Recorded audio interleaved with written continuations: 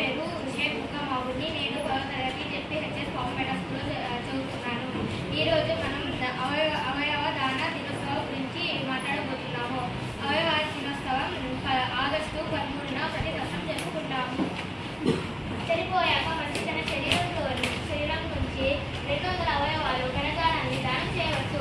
కళ్ళు, గుండె, కాలేయం, మూత్రపిండాలు, ఊపిరితిత్తులు, క్లోమం, పెద్ద ప్రేగు, చిన్న ప్రేగు, ఎముకలు దానం చేయవచ్చు.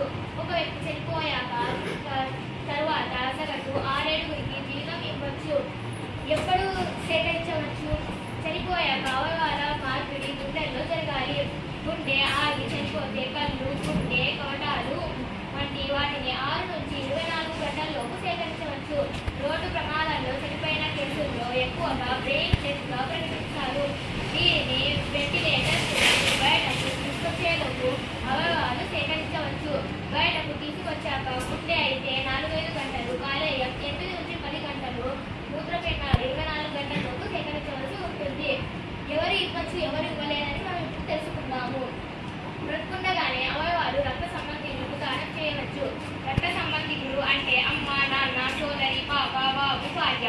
ఇందుకు ప్రభుత్వ అనుమతి అక్కర్లేదు. బ్రతుకుండగానే బంధుమిత్రులకు అవయవాలను చేసేటప్పుడు మూత్రపిండము మాత్రం ప్రభుత్వం నుంచి అనుమతి తప్పనిసరి. ఆరోగ్యవంతులైన అన్ని వయసుల వారు అవయవ దానానికి అర్హులే. తన మరణానంతరం శరీరంలోని భాగాలు ఉపయోగించుకునేలా అంగీకారం తెలపవచ్చు. బంధుమిత్రుల ఆమోదంతో వీరి శరీరంలోని అవయవాలను మార్పిడి కోసం సేకరిస్తారు.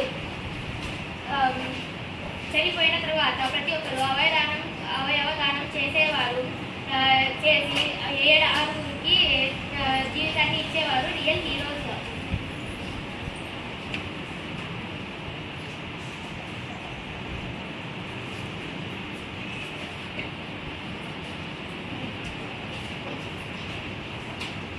అవయవాల గురించి మన నెట్లో ఉన్న సమాచారం.